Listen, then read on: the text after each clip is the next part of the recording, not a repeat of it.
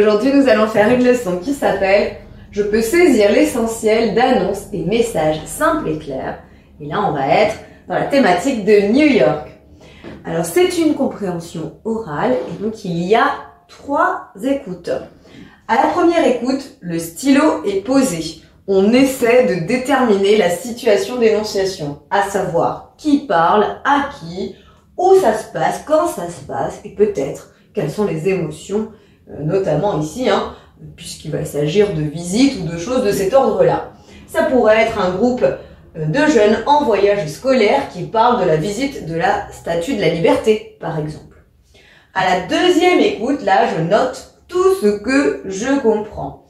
Il y a du vocabulaire que je vais pouvoir déterminer, puisque j'ai déjà vu les cours qui parlaient de New York, comme le subway, on sait que c'est le métro, les buildings, bridge, si j'entends ces mots-là, je les note, c'est un pont.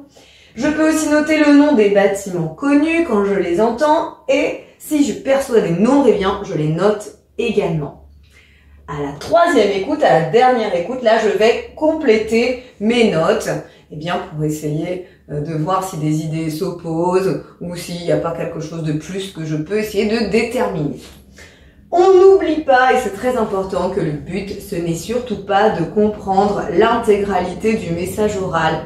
Non, c'est pas ça l'objectif. L'objectif, c'est vraiment de se raccrocher à des mots-clés et d'essayer d'y mettre un peu de sens. Ce n'est pas grave du tout et ce n'est pas l'objectif de tout comprendre.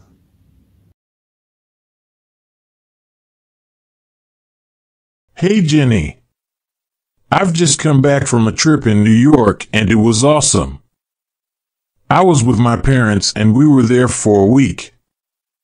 We have done so many visits: Central Park, the Statue of Liberty, Harlem, Brooklyn. We also took the subway to Greenwich Village. But you know what I enjoyed the most? Going to the top of the Central Park Tower. It's huge.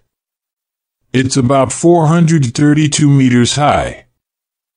I would love to take you there one day. You would love it. Let's go together.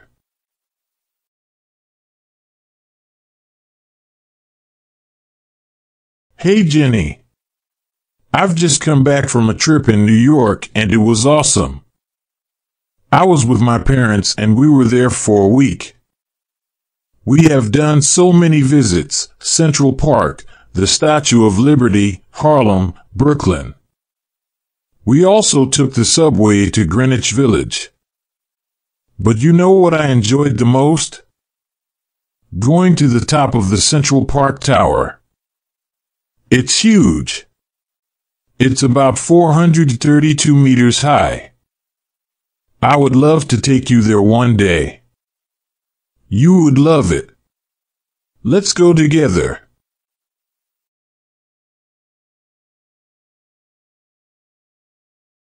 Hey Jenny, I've just come back from a trip in New York and it was awesome. I was with my parents and we were there for a week. We have done so many visits: Central Park, the Statue of Liberty, Harlem, Brooklyn. We also took the subway to Greenwich Village. But you know what I enjoyed the most? Going to the top of the Central Park Tower. It's huge. It's about 432 meters high. I would love to take you there one day. You would love it. Let's go together. Let's practice now. Maintenant que tu as écouté 3 fois ce message oral, as-tu retenu avec qui le garçon était en vacances? Avec ses parents. Combien de temps est-il resté à New York? Il y est resté 1 semaine. Il a visité la Statue de la Liberté. Vrai ou faux? C'est vrai.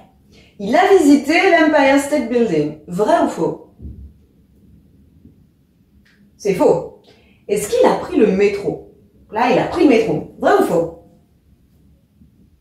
Oui, Oui, hein, jusqu'à Greenwich Village. Il a détesté la Central Park Tower. C'est faux, hein. Il dit justement qu'il a bien aimé.